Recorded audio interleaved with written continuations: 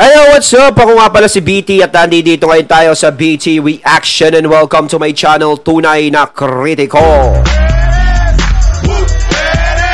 At meron po tayong panonooring video ngayon. Ito po ay nagbula kay Ibang Klaseng Balita. Sa mga hindi pa po nakakabisita sa channel ni Ibang Klaseng Balita, bisita na po kayo mga katunay. At kung hindi pa kayo nakakapag-subscribe, subscribe na din po kayo mga katunay kay Ibang Klaseng Balita. At syempre, huwag nyo rin po sana kalimutan na mag-subscribe dito sa channel ko sa Tunay na Kritiko. Sa mga hindi pa nakakapag-subscribe, and click the notification bell para maging updated po kayo sa mga reaction videos na aking ilalabas. At huwag na natin pagtagalin at sabay-sabay na nating panoorin ang laman ng video na hatid sa atin ni Ibang Klaseng Balita at bibigyan natin ng reaksyon. Pasok!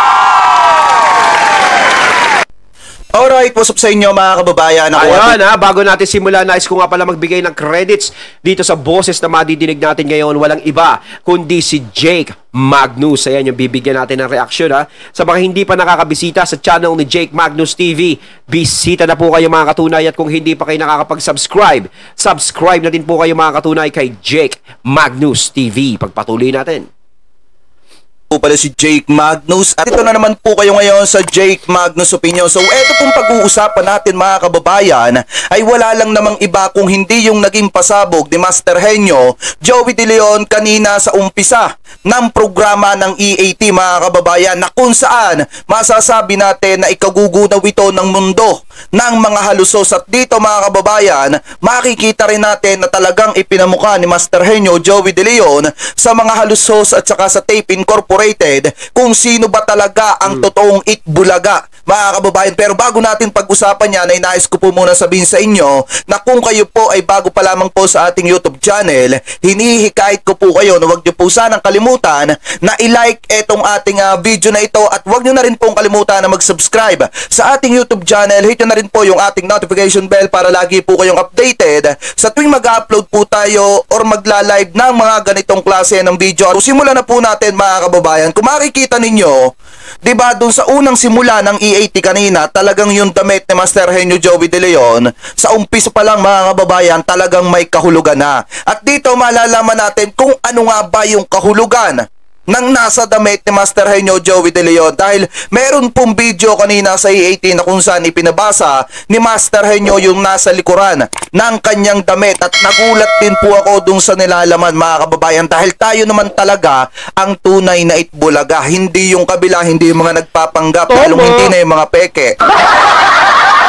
Diba mga kababayan? So shoutout po sa inyong lahat ha. So eto, umpisahan na natin etong video ni Master Henyo Joey De Leon, na kung saan mga kababayan, talagang masasabi nating napakatinding pasabog ito at talagang malaking malaking impact ito at gunaw ang mundo ng mga halusos pag napanood po itong video ito. Talagang masasabi natin na talagang mag-asawang sampal dun sa mga peke yung sinabi ni Master Henyo Joey De Leon. I-play na po natin mga kababayan. Mga kaibigan, ngayon po ay Halloween. Narinig ko may nag-knock-knock ng Halloween. Ngayon, i-explain ako, ano ba ang Halloween? Ang Halloween po ay simple lang, Halloween. Baka malito kayo mga kababayan, ang ibig sabihin ni Master Henyo Joey De Leon dito, kumbaga, i-analyze yung isipan, imulat mga kababayan, para maintindihan yung kanyang sinasabi. Kung makikita ninyo, napakagaling talaga ni Master Henyo Joey De Leon pagdating sa wordplay. Kaya huwag kayong ma-o-offend or huwag kayong magtataka or mapapaisip bigla kayo kung ano yung mga sinasabi ni Master Henyo Joey De Leon. Pag magaling kayo mag-analysis mga kababayan, madali nyong maiintindihan yung sinasabi niya. Anyway, pagpatuloy pa natin. Magkakasebo! Pagka mga kababayan hindi pinagana yung utak, pag hindi hinalo mga kababayan, magkakasebo at magiging dahilan yon ng pagtaba mo. Sa madalit salita mga kababayan, ang kahulugan nun, pag hindi mo pinagana yung isip at utak mo mga kababayan, ang magiging ending nun sa pabaon ka lang lalo. Kumbaga, syempre pag naging obis ka, pabigat, hindi ka na makakakilos ng ayaw. So ngayon, pag hindi mo pinagana yung utak mo, pag hindi mo pinagana yung isipan mo, mahihirapan kang umusad. Mga kababayan, sa madalit salita, umusad sa buhay. Tama, no? Si Master Henyo talaga is magaling talaga sa mga ganyan. Minsan hindi mo siya maaarok eh. Minsan may mga salita siya na talagang napakalalim. Kaya diyan siya naaano ng mga kalaban eh, ng mga naano sa kanya. Yan ang nakikita sa kanyang butas. Pero marami talagang ibig sabihin lahat ng mga sinasabi ni Sir Joey na hindi kayang arukin ng kaisipan nating lahat. Diba? Iba mag-isip yan. Ako, pinapanood ko si Master Henyo, minsan talagang yung mga sinasabi niya lagi, parang may kahulugan, parang mapapaisip ka talaga. Ibig sabihin ni Sir Joey. Oo, totoo yan. Kaya mga katunay, minsan naiisip nyo rin yung ganon? Naiisip nyo rin yung naiisip ko? Kapag nagkasalita si Sir Joey? Diba? Pagpatuloy pa natin. Sebo. Ngayon, basahin niyo yung Sebo ng pabaliktad. May hina kayo talaga, no? Sebo. Obese. Okay. Gusto niyo ba maging obese? Okay. Ako buti mag-aanggaan pa ako. Mga kaibigan, marami kayo nababasa dito kay Dugo. Ayan. Okay. Pero ito ang pinaka-importante. Sabay-sabay niyo basahin ng mahina at mahinahon at magkakaintindihan tayo. Yung nasa likod po niyan, eto yon. Kasi medyo naka-blurred yung video, hindi ko na ipinakita ng inedit ko na yan mga kababayan kasi pag hindi natin inedit yan, automatic makaka-copyright tayo. Kaya ang ginawa ko, inedit ko na lang po yan. Pero ang nasa sa likod po ni Master Henyo Joey De Leon, eto po yan. Aha, hindi yan. Eto yan mga kababayan. Wait lang Tanggalin muna natin yung eto. Yan. Kung makikita nyo mga kababayan na nakalagay dyan, sa likod ni Master Henyo Joey De Leon, kung babasahin natin, the beginning of wisdom is to call things by their proper name. We are Itbulaga. Alright. Diba? Kasi tayo naman nga talaga yung Itbulaga. Totoo naman talaga na sila naman talaga ang Itbulaga, walang iba Kasi yung kabila nagkiklaim talaga na sila na yung bagong Itbulaga. Paano nga masasabing sila yung bagong Itbulaga? O sige, dahil nasa kanila yung pangalang Itbulaga. Pero yung pangalang Itbulaga na yan, hindi sila ang may gawa. Hindi sa kanila nagkaroon yung spirit na yan. Hindi sila ang nakapagpaangat dyan at niyakap ng mga taong pangalang Itbulaga dahil sa TBJ. Diba ang inambag nila dyan sa Itbulaga, nung mga bagong Itbulaga nga ngayon, na kiniklaim na sila yung bagong Itbulaga, is wala masyado. Ang Itbulagang pangalan na yan is kasama ng TBJ through up and down. Diba? Ngayon lang nahiwalay sa kanila yan Dahil ayaw nga ibigay sa kanila. Inagaw din sa kanila. Diba? Kung tutusin, hindi naman talaga tinatangkilik ng mga tao yung mga bagong Itbulaga ngayon. Kapag sila nagpapapremyo sa iba't ibang lugar o kahit saan, na mga segments nila ang napapasalamatan pa rin TBJ. Kasi Itbulaga, TBJ yan. Hindi mo babago yan. 1 taon, 2 taon, 3 taon kayong ganyan. Wala, hindi mo babago. TBJ pa rin nakikilalanin dyan. Dahil nagsimula ang Itbulaga sa TBJ. At walang Itbulaga kundi dahil sa TBJ. Hindi nyo pa pwedeng sabihin dyan, yung mga taga-kabila, na sasabihin nyo, kundi dahil sa Itbulaga, walang TBJ. Hehehe. Kundi dahil sa TBJ, walang Itbulaga. Ayan yun. Period. Kama. Kuwit.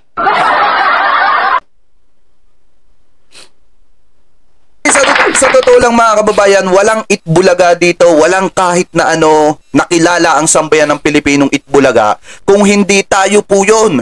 TBJ, si Master Henyo Joey De Leon, sila po yung kinikilala na talagang Itbulaga. At alam naman natin from the start mga kababayan na ang may-ari ng trademark na Itbulaga ay walang iba kung hindi etong si Master Henyo Joey De Leon dahil siya yung creator na pinapalabas ng Tape Incorporated na kanila yung trademark or yung title na Itbulaga. So ngayon mga kababayan, dito sa pagkakasabing ito ni Master Joey De Leon, talagang sampal ito sa mga halusos dahil mismong creator na yung nagsasabi na talagang tayo yung Itbulaga at hindi sila. Kasi biruin nyo, nakalagay dito, the beginnings, ang umpisa of wisdom is to call things by their proper name. We are, ibig sabihin tayo yun, tayong lahat ay Itbulaga. Hindi po ang Tape Incorporated, hindi yung mga bagong host dun sa Tape Incorporated. Tayo yun mga kababayan. Diba malaking sampal ito sa mga halusos mga kababayan kung tutusin talaga. Talagang right! Ng sampal ito dahil mismong creator na, mismong si Master Joey De Leon na nagsasabi, ano po, na tayo yung Itbulaga at hindi sila. Mismong si Paulo Contes na nga rin na nagsabi, at saka si na Mayor Bullet, na talagang ang Itbulaga, ang mga nauna sa Itbulaga, walang iba, kung hindi, etong sina Tito Vic and Joey, etong TBJ. Kung makikita nyo, di ba, sinabi ni... at saka hindi lang sila basta-basta na una, no? Sila talaga ang dahilan kung bakit may Itbulaga. Ang TBJ ang dahilan.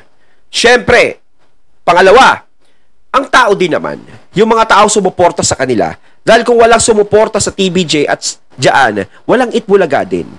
Pero ang talagang nakasama ng Itbulaga is yung mga taong naniwala sa kakayahan ng TBJ at ang TBJ, kaya may Itbulaga. Diba?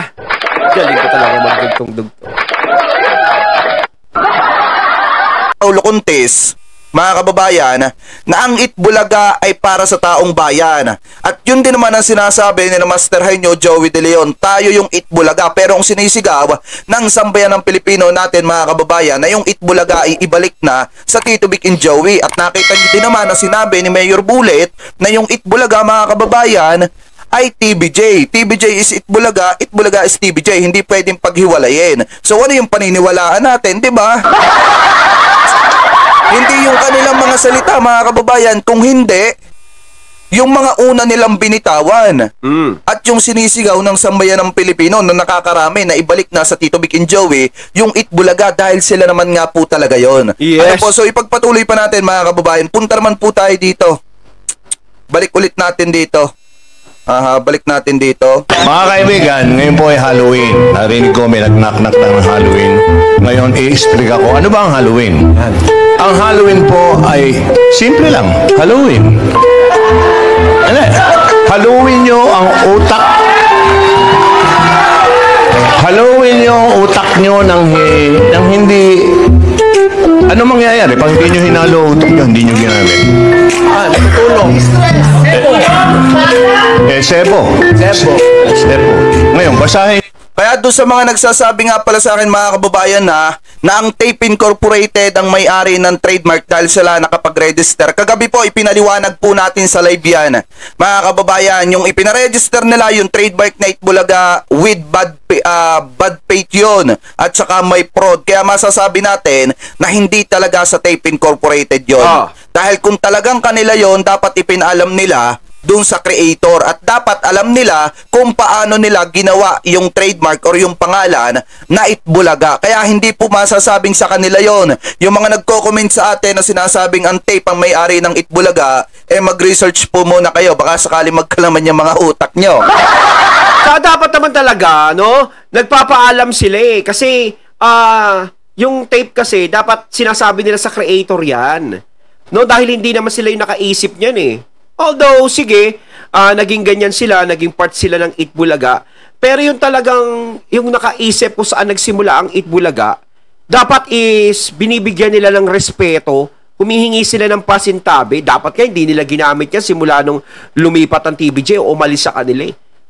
Mas maganda pa yung nagbago na lang sila ng pangalan eh. O, di wag nila ipaggamit sa TBJ yung pangalan ng Itbulaga tapos hindi rin gamitin ng tape, di ba? Para maging fair. Kaso nga lang hindi eh. O di ba? Hindi nila ginamit. Ginamit nila, patuloy pa rin silang ganun. At saka kiniklaim nila sa sarili nila, sila talaga yung Itbulaga, yung kabila. Samantalang ang tunay talaga na kinikilala ng mga tao is ang TBJ talaga. Tsaka yung legit Dabarkads. Mga tao na yung sumisigaw eh. Di ba? Dinig nyo ba? Ano po, pagpatuloy pa natin. Yung SF. Yan parang may lumabas na sa mga vlog nung iba na parang 28. Parang ilalabas ata yung parang dun patungkol dun sa trademark. Hindi ko palang alam, mga kababayan, kung kanino ko napanood yon. Pero hahanapin ko at tatalakayin natin mamaya sa live ng kasama etong bidyong ito para mas maipaliwanag natin ang ayos. Kaya ako lang kasi ginawan ng video reaction ng ganito para may update din sa inyo. Dahil kung makikita nyo talaga, yung sinisigaw kasi dito ng sambayan ng Pilipino, yung sinisigaw ni Master Henyo Joey De Leon, tayo yung Itbulaga. Yun lang yung gusto kong may update sa inyo na maipakita sa buong mundo na talaga, mga kababayan, na hindi nasasawala yung pinaghihirapan po na pagsuporta ninyo sa Tito Vic and Joey. Dahil kung makikita nyo naman, talagang mismong ipinagsisigawan na ni Master Henyo Joey De Leon na tayo yung Itbulaga, yung legit na Itbulaga. Yeah. Anyway, pagpatuloy pa natin. Mga kaibigan, itong munti kong kwento ay may kaunay. Pakinggan nyo tong kwentong ito mga kababayan. Meron tayong mga i-relate dito sa kwentong ito. So tingnan nyo po ito mga kababayan ha. Yan dito. Ang title nito ay, gagamitin ko lang yung pangalan ni Raisa. Si Raisa at ang Pusa. Ang ganda po niya. Ako ay storytelling ako eh. Si Raisa at ang Pusa. Once upon a time, nag-usap si Raisa at ang Pusa. Ang sabi ni Raisa, "Hoy Pusa, ano pangalan mo?" Sumagot ang pusa. Ang sabi ng pusa, "Wala." Sabi ni Raisa, "Ano? Wala kayong pangalan?" "Ako, Raisa. Ikaw?" Kung mapapansin nyo, parang normal na kwento lang ito mga kababayan. Pero kung iisipin po natin, kung iintindihin po natin, may matinding kahulugan niyang kwentong yan. Dahil malalaman po natin mamaya kung ano ang ibig sabihin niyan at kung ano yung kahulugan niyan. Dahil sabi ko nga po sa inyo, kahit gamitin ng Tito Vic and Joey or hindi yung trademark or yung title na Itbulaga, mga kababayan, still yung suporta pa rin ng sambayan ng Pilipino ninyo or kahit ikaw na nanonood ay alam natin na nasa sa Tito Vic and Joey, mga kababayan. Alam ko naman yung loyalty nating lahat, yung loyalty ninyo, alam natin nasa TVJ yan. Ano po, dahil kahit anong gamitin ang pangalan ng Tito Vic and Joey, ganun pa rin, dinadagsa pa rin ng sambayan ng Pilipino, pinapanood pa rin po ng napakaraming tao at hindi po iniiwan ang Tito Vic and Joey. Kaya nga po sabi ko sa inyo, kung gamitin man ng Tito Vic and Joey yung trademark, yung pangalan na Itbulaga or hindi, mga kababayan, still yung support pa rin ng tao nasa sa kanila. Ano po, so ipagpatuloy pa natin. Anong pangalan? Ito ang sagot ng pusa. Oo naman. Kayong mga tao, may mga pangalan kayo kasi hindi nyo matubos na nakikilala ang mga sarili nyo. Yun ang sabi niya. Kaming mga pusa, alam namin kung ano kami. So, nakuha niyo yung aral? Ibig sabihin, know yourself. Kaya kami, mga kaibigan, katulad nyo, kami mga Dabarkads, kahit saan kami mapunta, kilala namin kayo at kilala nyo kami. Kahit ano pang Yun yung pinaparating ni Sir Joey doon. You know, ang mga pusa walang pangalan pero kilala nila kung sino sila. Di ba? Yung ano nga, yung tama may pangalan, di ba? Kayo, binigyan ng pangalan, nagkaroon kayo ng pangalan.